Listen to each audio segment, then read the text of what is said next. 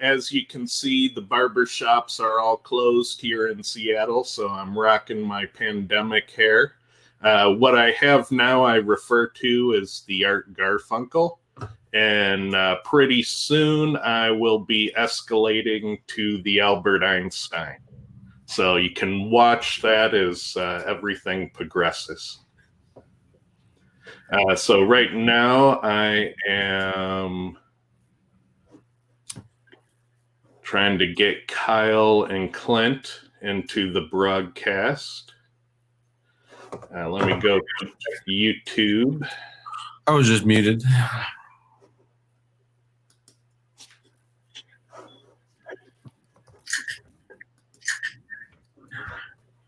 Okay.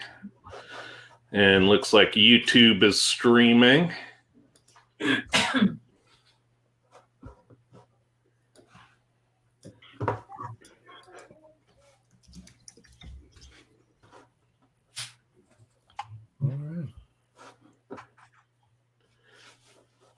All right. And hey, we have everyone here. So how are you guys holding up throughout the pandemic? Doing good over here down in Yuma. It's nice and peaceful. The thunderstorm's coming in, so the temperature dropped like 30 degrees and I'm freezing my ass off right now. But yeah. We just in the city. We're going to be in the 80s today and back into the 50s tomorrow. So, wish I was outside, but I'm not. We got our order of Freshlies in, so that's exciting. We can eat for a week, and we're ready to go. Nice.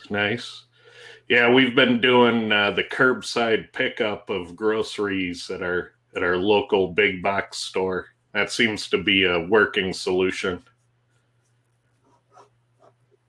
But with that, let me go ahead and share my screen.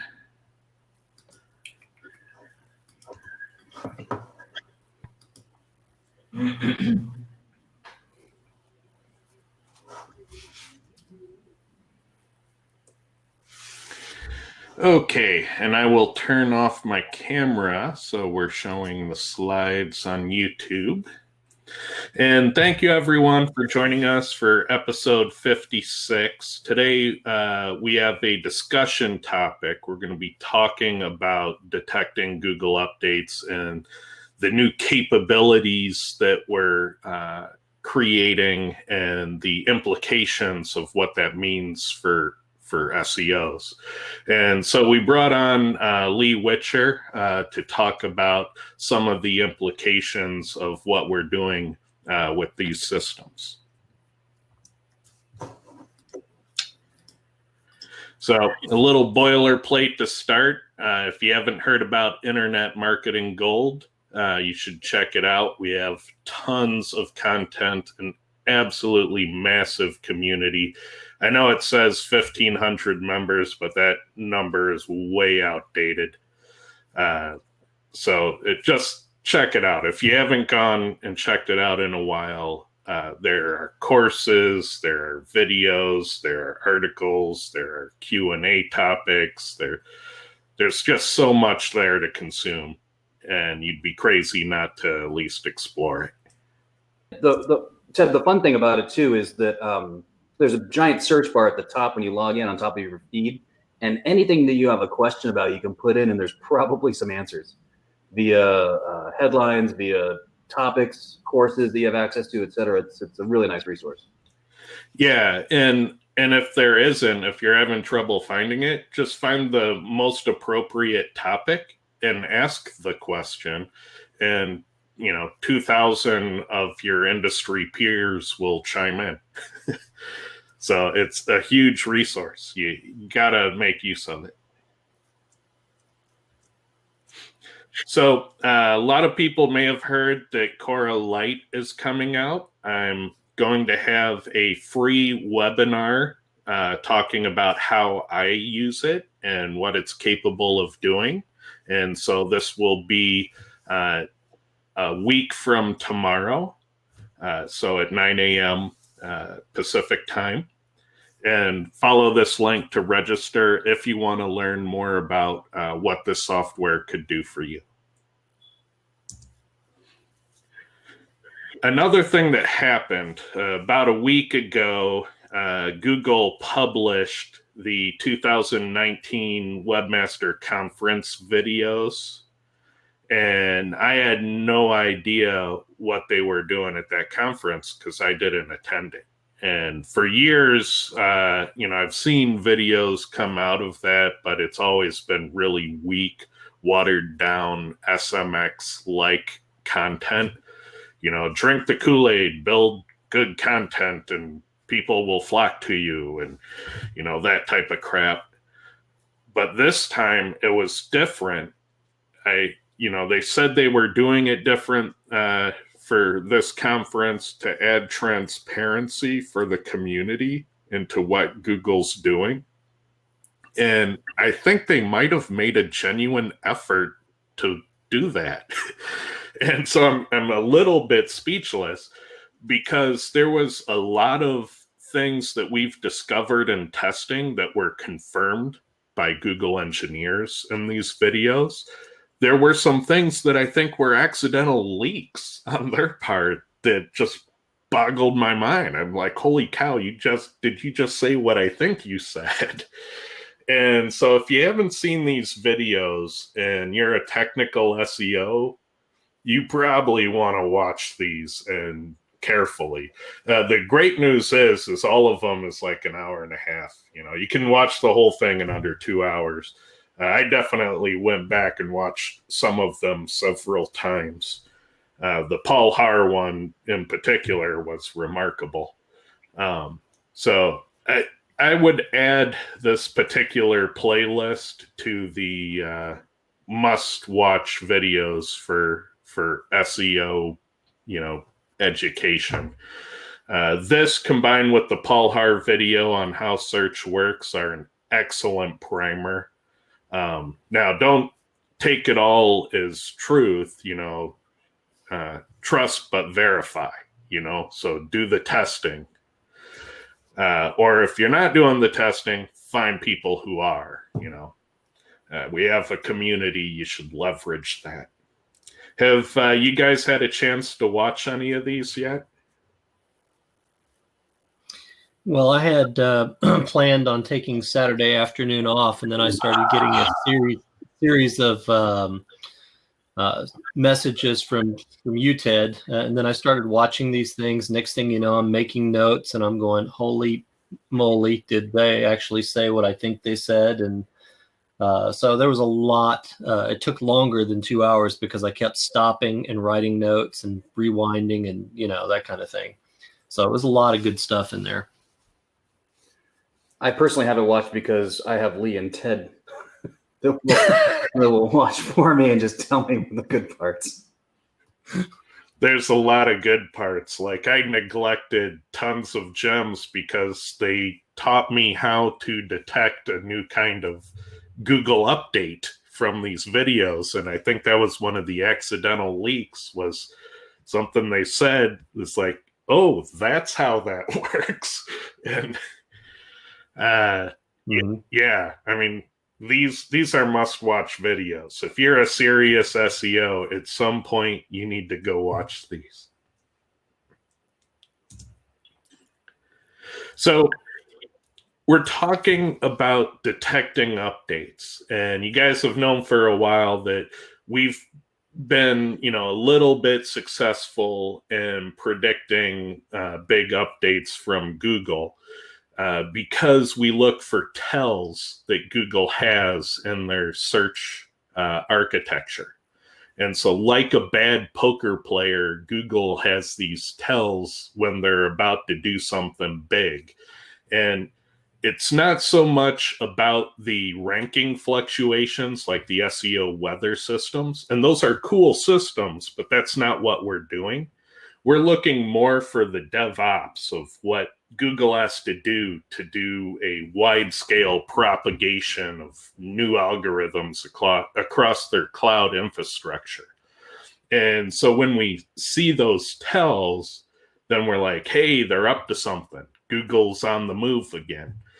And the only reason like any of this got kicked off was, back in 2019, Google did this unheard of thing where they said, hey, we're going to do a core update, next Tuesday or something like that. And I was like, oh my God, they announced it in advance. And I cleared my schedule and I used a sick day and I just stayed at home conducting searches all day going, show me a tell, show me a tell.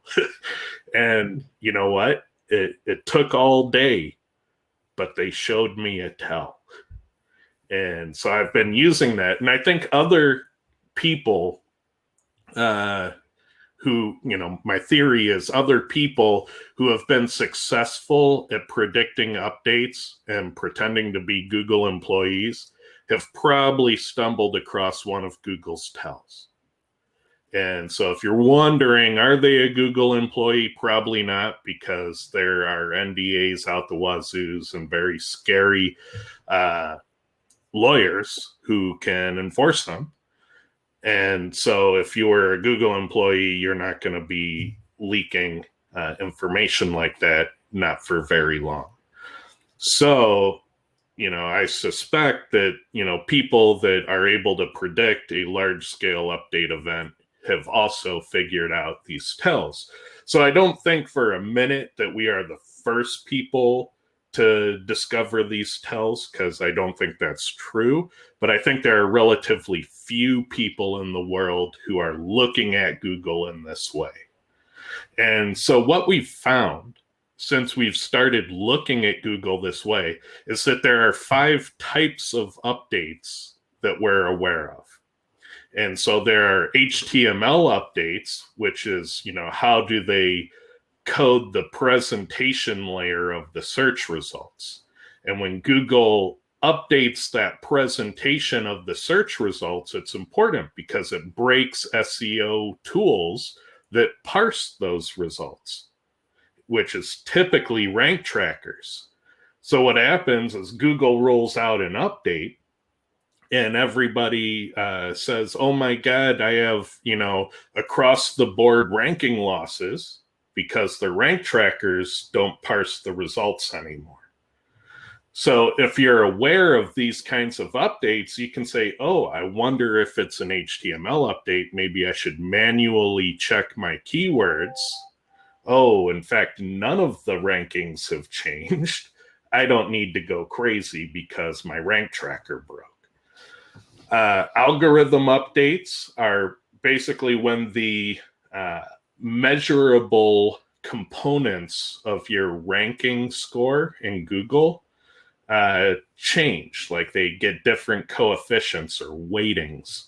And so backlinks would be one, your keyword density or TF-IDF score would be another possible one, your trust signals. And Google can weight these things and they can add and remove new ones. And so those are your algorithm updates. So when changes happen there, what factors does Google's ranking prefer? That's an algorithm update. A meta blending update is because Google isn't just web search. Google is a meta search engine. They're blending image search and news search and shopping search and knowledge pane and local search and all these other search components. And the mix of how they blend those into page one, that's the meta blend. And when Google changes that blending mix in some way, that can impact how your organic rankings perform. And we call those meta blending updates. So when Google said that when websites have the knowledge graph, they can't be in the page one organic web results, that was a meta blending update. They were talking about how they merged these results, and that impacted a lot of people. But we would call that a meta blending update. Search intent updates have to do with how Google interprets your input into the search box. So how does Google define its thesaurus of synonyms? And they can change those rules so that, when you type in Seattle plumber, they can say, oh, well, that means plumber or plumbers or plumbing in Seattle, Washington.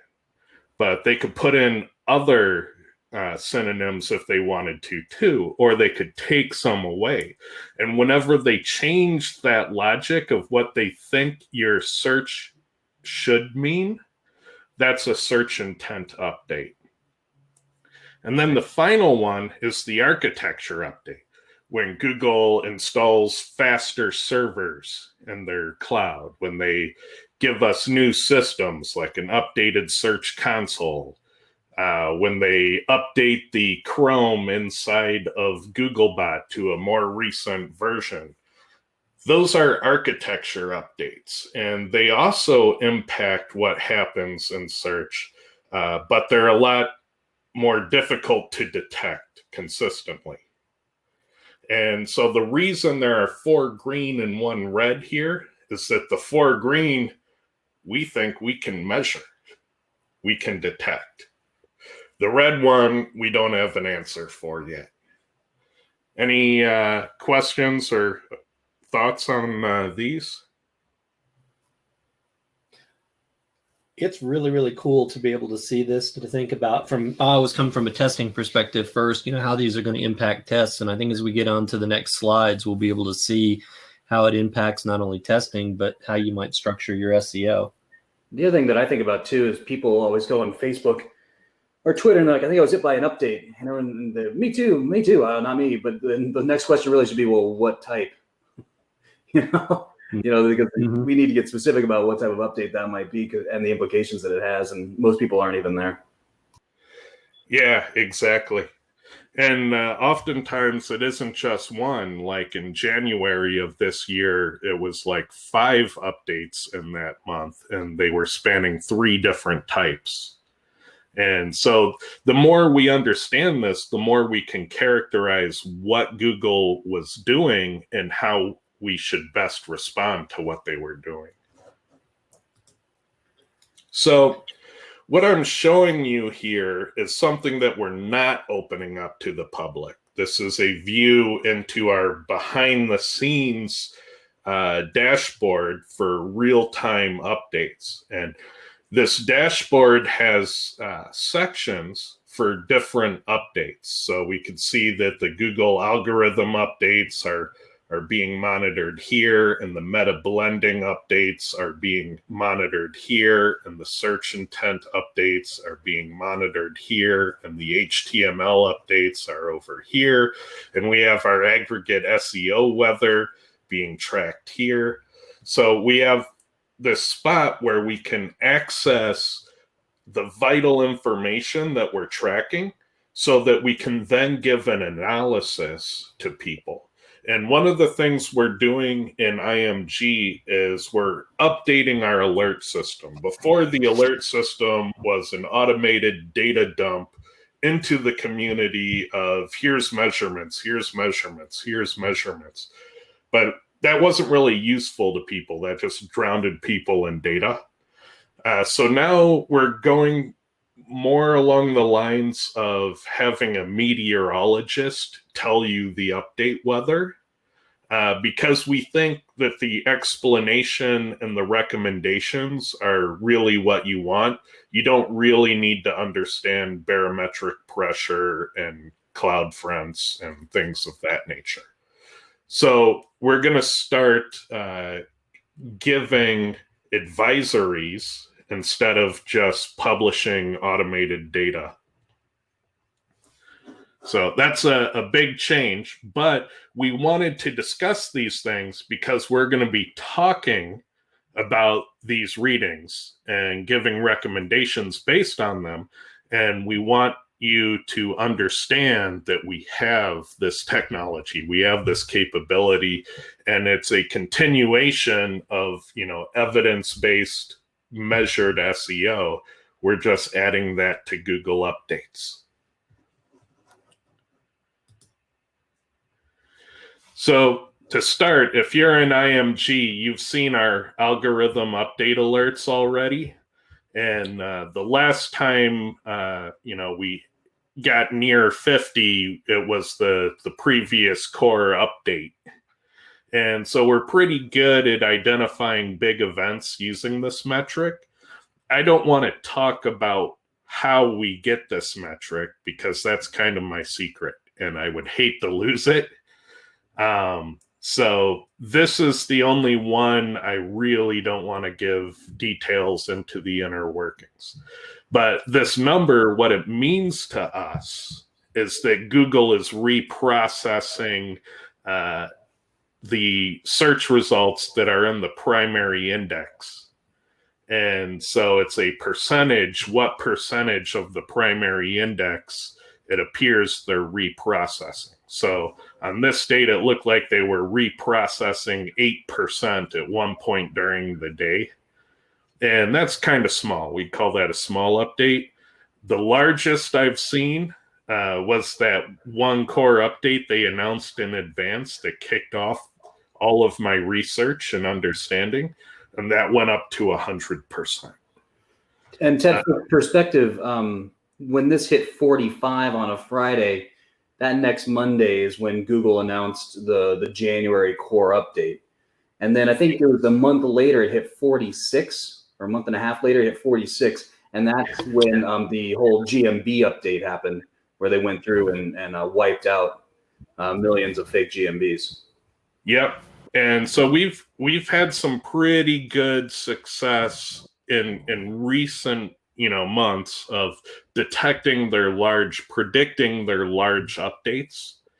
And we're still learning. So we're still learning how to understand this data. We're still learning the best practices. So we don't want to say that, we have the end all final knowledge on it. No, just like you, we're still learning too. But the fact that we have these capabilities is really game changing. There's something else here that's kind of interesting is that, Google claims that they have hundreds of updates a year and they're constantly rolling out updates every day. And your graph would tend to support that because there's, lots of little movement. It doesn't seem the green line ever really goes to zero, except maybe on the 26th of March there. Yeah. I'd say that their assessment that they do little updates at least daily seems about right. It won't be every day of the year, but it'll be, easily 2/3 of the year, if not more. Mm-hmm. So with meta blending, what we're looking at is really how much of the page is organic versus non-organic. And this is really a range based upon, the nature of the keywords you're checking. Are they high competition, high volume, and what features Google is enabling for those keywords. So if they throw in image search results, that changes the link counts. So you end up dealing with ranges when you look at it over a sample of different keywords. And I try to limit it to keywords that are high volume, high competition, because I think we know that when it's a zero volume, no competition keyword that you can typically get, 9 or 10 results and no other features enable. And that's not really useful information. But knowing on the high volume keywords that organic is, 7.7 to 8.2% of the links on the page, and that there's a total of about 104 links on that page, that's an interesting thing. And when we see that organic web presence goes down, we want to know about that. Because Google's supposed to be a search engine, right? But only, 8% of the page is organic web results. Now, this is misleading in one sense. This is factual when we look at all the links that, you know, are an option to win a click on a page. But Google is making some links take up more square inches of the page than other links. And so when you look at square inches that the organic web results get, these numbers improve greatly. But we are looking at the ratio of organic to non-organic web results on the page. And so when this number changes, it goes up or down, then we're like, oh, Google's doing a meta blending update. Any thoughts on meta blending? How am I supposed to think about, you know, if I look at a page and, you know, there's theoretically 10 results on page one, you know, a couple of ads maybe adding to that, top and bottom, but, you know, how do I think about 100 links? I mean, it seems like that's a lot. Yeah, you got to keep in mind that when they put in the image carousels, the product carousels, the ad placements, they have their boilerplate footer links, they have their various search tabs and login and settings links. You know, there's actually a lot on the page, and these numbers in some cases I've seen go as high as like 115, 120. And, you know, there's not a lot of organic web results on the page. Ted, are these numbers normalized to the numbers on the other update that in a 7 or an 8 is similar to a 7 or 8 over there? They're percentages. So in that sense, they're the same scheme. They go from 0 to 100, but they're not the same measurement. So this is what percentage of the page is organic web results. And the previous one we did for the algorithm updates was more akin to what percentage of URLs in Google's primary index are being reprocessed. So they're both percentages, but they're percentages of different things. And one of the cool things is because, I mean, you built this tool, what, Friday, Saturday, something along those lines? Yeah, after I saw Paul Har's video from those videos we watched, they showed me how to basically measure other updates. And so from there, I was off to the races. So we don't have a large data history here to figure out sort of how do these numbers change over time, because we only have 5 days or whatever of data. Yeah. For some of these, we are in our infancy of learning how best to use them. And I already have ideas for changing them to make them better. Can you kind of toss out a couple of things? Like, let's say I see this move. Is there anything I should do, or is there anything I should be aware of when it comes to meta blending? Yeah. You know, if you are dependent upon your organic rankings to make payroll and you see that number go down, you probably want to hedge your bet in other channel marketing until you can assess the financial impact. And go down means less organic results on the page, right? Yeah, exactly. So we are seeing on some high volume keywords that Google goes down to 7 or 8 organic search results for those pages. And that's impactful. You know, if you largely play in those high volume keywords to make your business work, and Google's just taking away 30% of the page one listings for more ad space or whatnot, I mean, that is going to hit your wallet really hard. And so watching what Google does with the meta blending is really important. And you saw people were hit. It wasn't a lot of people, but some people were hit hard when their knowledge pane listing impacted their organic web result. They're like, you know, we lost a bunch of revenue. It hit them hard. Now, this measurement, how many pages is this across, or how many pages are you taking measurements from to get this number? Right now, it's a relatively small sample, but the fact that we're measuring it means we have the capability to scale that with our architecture. But it would seem going niche to niche would be interesting for keyword research purposes. Yeah. And the question is, how do you manage that for a lot of niches? How do you, it'd be cool to like maybe find some,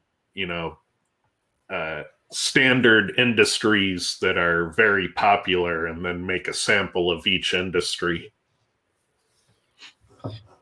Another way of potentially hedging your bet is if you notice, because this number fluctuates, you're sampling every hour, basically. So if you start to see that, images or product carousel or video is starting to be tested by Google, another way of hedging your bet is to make yourself available in those other channels. So, if an image is going to come in, it might as well be yours. A video, it might as well be yours. A product, it might as well be yours. So that helps offset if you lose organic ranking as well. Yeah. If you're in the other parts of the page, that could be a stabilizing factor for you. So search intent, this is kind of the hot one of the group. So this one has been drawing my attention nonstop. And so what we kind of found is that in that Paul Har video, he comes out and says changes to the variations in the Google search results is how they tune for intent. And so now we're monitoring that. And so what we have here is that throughout the day, we're checking these hourly. 50% of the hours were this example set. And we're doing multiple sets, but I wanted to provide examples because it gives context to how this data behaves. So I'm using my standard examples from the sample set. But 50% of the hours had these variations, 25% of the hours had these variations, and then 12.5% had these. The yellow one is the latest one for today. So every hour it progresses, and whichever one is the current one is highlighted. And then I show some deltas. I do some change tracking. So when I compare the start of day variant versus the current, I can see that these green ones were added, these normal ones were carried over, and these red ones were deleted.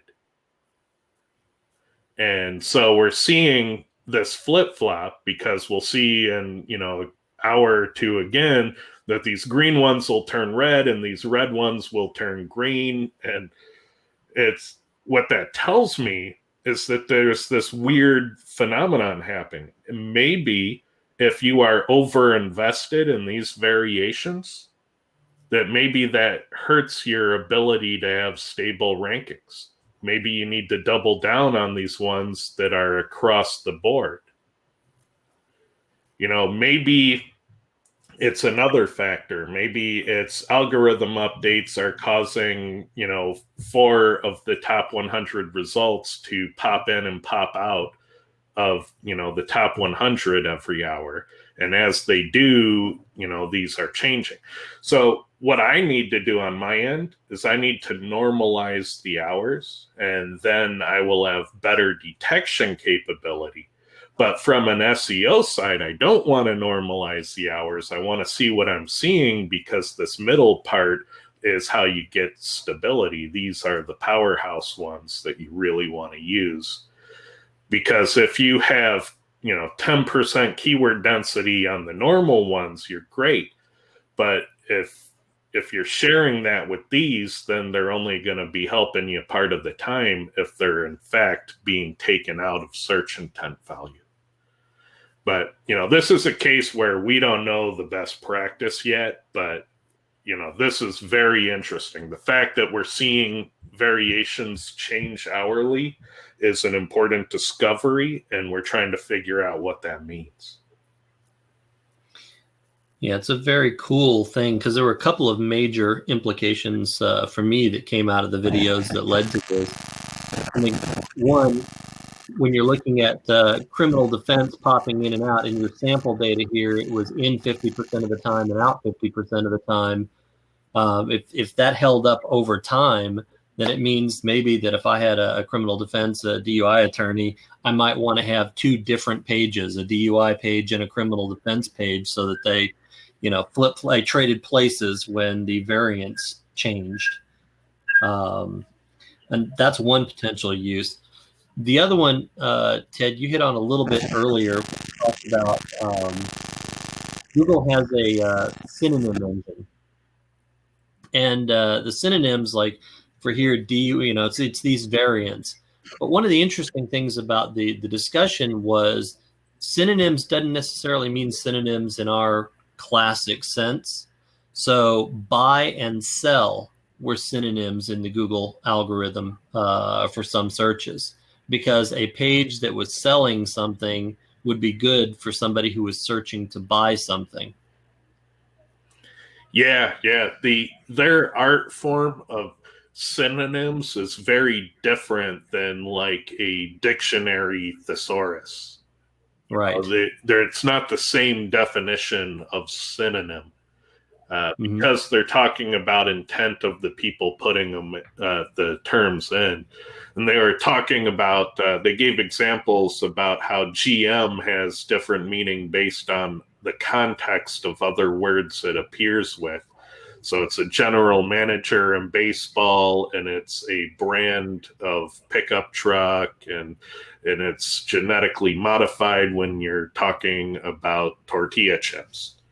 So yeah, their definition of synonym is, it's more context aware than what we're normally used to. Is this something that you could put into like Cora or Coralight? Probably Coralight would be better, so that if I'm monitoring or I want to just crack one market, I can see that list and run that myself every day. Yeah, I predict by the end of this year there will be 7 or 8 tools on the market that are doing this. So make Cora the first one, Ted. That's what I was getting at, Mick. It's called entry to market, man. Yeah. So it's coming. But you saw it here first. Ted, quick question, just so that it's clear. When I see 50%, what that means is if there were 10 variations when it's run, then 5 have changed. And that could be they've been added or subtracted, or does it mean something else? Yeah, so this is so these are the variations that came up in search, and so far throughout the day since it's updating, we're looking at single days as they progress. 50% of the hours today show these variations, and 25% of today's hours show these variations. So it's kind of the likelihood, if you took a random hour out of the day, which ones would you get? I see, that makes sense. Yeah, and also that if you're running a Cora report or POP or any tool like that throughout the day, the time of day matters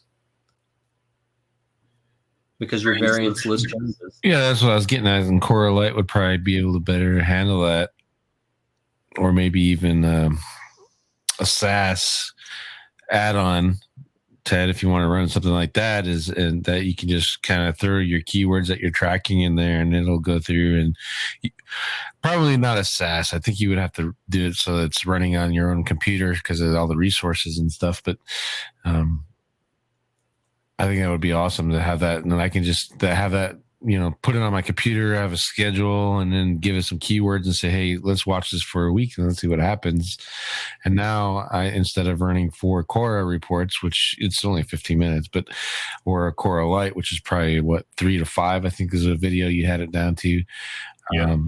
And just remembering to do that every hour, just kind of automate it in this way. I bet Coralight would probably be able to do it if you just put a schedule in there and just say, hey, every 2 hours, go check this for me, please, and run that for a week, and then you have a nice, good set of well, there's anchor text there. There's keywords that you could put inside of your content there. And then there's more targeting opportunities in that whole list complete.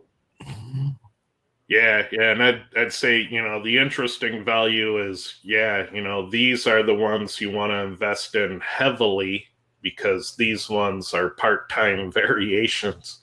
But really what we want to do, I agree that, we need a solution, but really what we want to do is understand why these flip-flop, why we get these different variation sets, and we don't necessarily have that answer yet. But the fact that we can measure it and ask the question, that's really cool in my book. So HTML updates. The way I was tracking HTML updates before was that I have all these test websites out there that never change. They're calibration websites. So when I run certain test keywords, I can know that all of their counts are static. So I can do testing and make sure that things are being counted correctly because these websites never change. I don't care where they rank. They're, in the middle for some keyword. I just want all of their measurements to be static so I can do automated testing of all my systems. And so I was looking at when the search results for those calibration test websites would differ. And one of the problems of using those calibration test sites that way is I could never share what changed because there was always something hidden in the boilerplate that would out my test sites. So I constantly had to redact the important information of what changed. So I was watching those videos again, and Google talked about the boilerplate and how they try to identify the boilerplate. And they gave me some clues as to what Google's doing in terms of boilerplate. And that was a light bulb moment. And now I start treating the boilerplate different throughout my system. So what I do on the HTML updates is I reduce everything that changes from result to result. And I delete all of that information. And I just get to the boilerplate of a search result. And that's what these HTML blocks are. This is a search result, just the structure, not the IDs, not the URLs, not the description text, not any of that stuff, just the HTML structure of a search result on Google. Oh, let me go back. And so what I can do, normally we'd expect Google not to do HTML updates. There would be one boilerplate structure and we'd see it 100% of the time. And so that's what we like to see, because then we know that all of our tools are going to work. If they work now, they're going to work well while this is the case. But then we see cases like this where there are two types of HTML boilerplate in rotation, and you get one of them 10% of the time, and you look to see what's changed, and oh, they added the fave icon images back in for a split test. So now 10% of the time, our rank trackers might be broken. And we know to be wary if we're seeing, ranking losses, we probably need to verify those. When Google does an actual deployment, these numbers can get quite large. So when they committed to doing the mobile formatting, we saw these numbers skyrocket for a long period of time. We had to set a new normal, and then Google rolled it back, so we ended up having to set the new normal again. But it's really cool looking at it this way. And this other date, the changes were different. So it's still the same percentage, like they were doing a split test, but they changed what it was. And instead, they had these list links put in. So over here, they put in, the favicon images, and over here, they had list links that you could select from a pop-up menu. So we can see the nature of the changes by looking at, how this boilerplate has evolved over the hours throughout the day. Any thoughts on HTML updates? I'm thinking rank tracking nightmare, just straight up. Well, hopefully, as we learn more, we can build our tool sets to be more resilient against this kind of activity. And so what we're really seeing here is, where does our parsing need to be flexible? Can we do different kinds of parsing? Can we walk DOM trees instead of using regular expressions? And I know that's highly technical geek speak, but there are choices that engineers have in how they tackle parsing information out of structured formats. And so the more we learn here, the better we can make our tools. But, the key takeaway on this particular one is knowing what percentage of the time your rank trackers might be giving you bad readings. And not all rank trackers are affected at the same time. It's usually one vendor or another gets hit hard by a change. Sometimes it's all of them at the same time, but usually it's some of them, not all of them. But it's good to know when you should increase your level of skepticism, and that's what this is. So our understanding of Google updates has evolved over time. So years ago, Google started announcing updates, and we would share stories about rank tracking. I'd go to Lee and say, hey, Lee, did your rankings fall last Tuesday? Because mine fell last Tuesday. And we'd share our stories about rank tracking. And that was our way of saying, is it just me or did this happen to everyone? And then, shortly after that practice started, we got SEO weather, which was automated systems for looking at those ranking fluctuations across large numbers of keywords. And so those were pretty cool technology achievements when these came out. And I like the SEO weather system. So even though they're old school, I still appreciate their existence. And I think the companies that offer them are doing a wonderful community service by doing it. 99% of SEOs, by my estimation, are still using this years-old methodology for understanding updates. And typically what I find is people that go to this extent are constantly surprised by what changes happen. In the past year or two, we've had the ability to look at the statistical changes of the strongest ranking factors. So we could say before the update, Google preferred these factors. And after the update, they now prefer this other set of factors. And so we could mathematically look at what the Google search results appear to prefer, and we could say, how does that change? And the same thing happened with single variable testing. We started testing and retesting, and people would say, well, before this big update, keyword density did X, and after this big update, we retested it, and now keyword density does Y. And so for about the past 2 years, we've been approaching updates with this additional information. We still like the Google announcements. They tell us a lot. We still like hearing the anecdotal stories from other SEOs about what they're seeing. And we definitely like the SEO weather, but we feel that when it's augmented with this information, we now have information about how to adapt. So before, this was all, was there an event?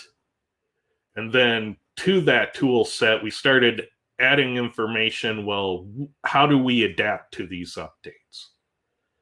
And then this year, with all these leaks and these new capabilities and these new methods, we're really evolving our understanding into being predictive. Like, hey, I think, when Google does a big core update, I can give you guys a few days heads up. And, we're starting to see that that's a possibility. It looks like we can do this.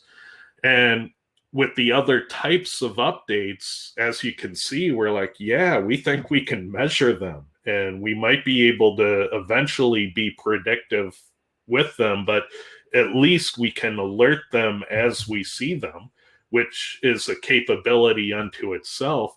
And we can base our recommendations on what to do, and we can set expectations with clients on what they should think about the activity that's happening. We have the ability to articulate that, don't panic on the ranking drops. They're not real. It was an HTML update. It just broke SEO tools. No need to panic. Or it's a meta blending update. There's not a lot we can do with our on-page to mitigate the effects of that, but what we could do is go multi-channel. We could get into image search. We could go after pay-per-click more. We could adapt to the meta blending. And with search intent, we might understand that, we need to target these keywords and maybe not so much those keywords based on how Google is interpreting the searches that our users enter. And so this year and going forward, we have this new capability. And we're doing this in IMG. What we're going to do is we're going to stop doing the data feed into the community, and we're going to start doing the actual weather analysis. We'll get the meteorologist in to tell you, this is kind of what we saw. This is what we think it means. This is what we think you should do. So we're going to turn our alert system more into like the actual weather system.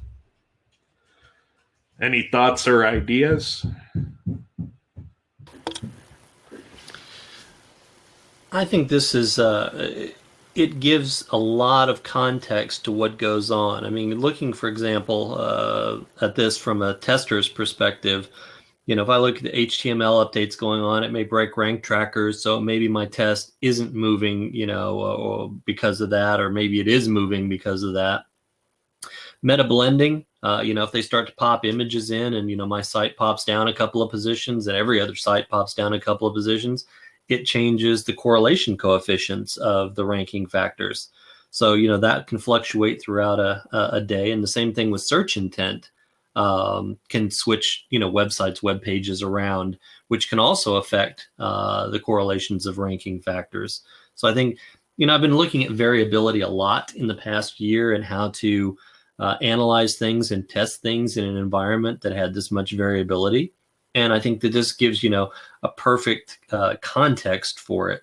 It also answers one of my favorite questions that I see from time to time with POP. So Kyle, you see this question all the time. I optimized my page this morning and then I ran a report this afternoon, and now it's telling me to add these variations to it. Well, the answer to that might be wait an hour because it'll change again. Yeah, absolutely, for sure.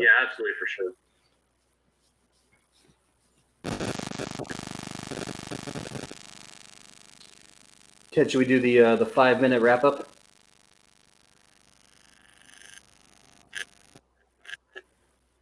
Oh.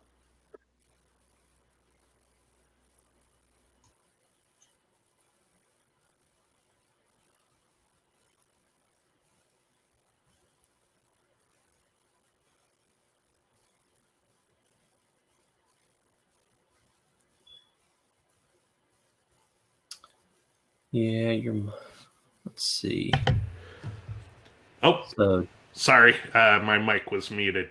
So the key takeaway on all of this is that the alert system in IMG is changing. It's getting better. We're getting more information. We're getting better information on how updates occur, what happened in the updates, and what you should do to respond to the updates.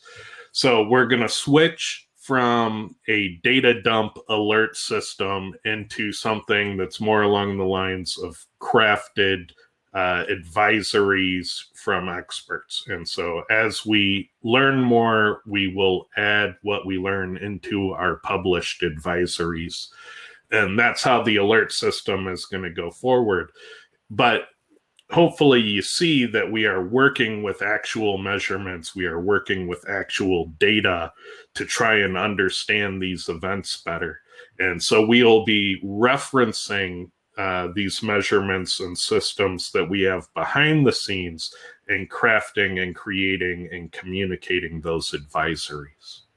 And so that's going to be a paid alert system. So if you're in the paid IMG, you get these advisories.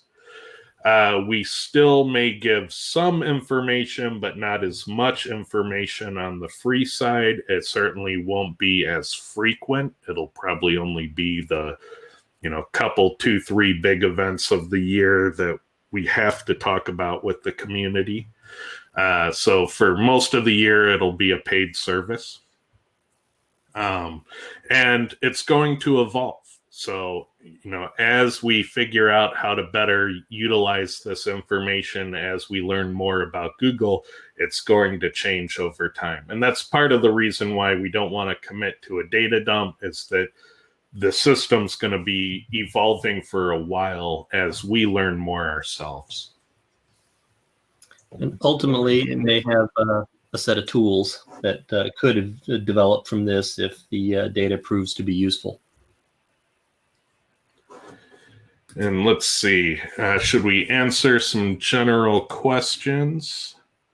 Let me see if we have any. We could take questions on anything you like. Now's the time to ask, or we'll wrap up early. Let's see. I don't see any questions today. So with that, unless you guys have any final thoughts. Well, that's very cool. Very cool finds. Go back and remind people, if you want to see next week's Coralight webinar, please sign up. It's on Thursday at 9 a.m. Pacific time. There will be replays if you are in a time zone where that's not convenient. So thank you again, everyone.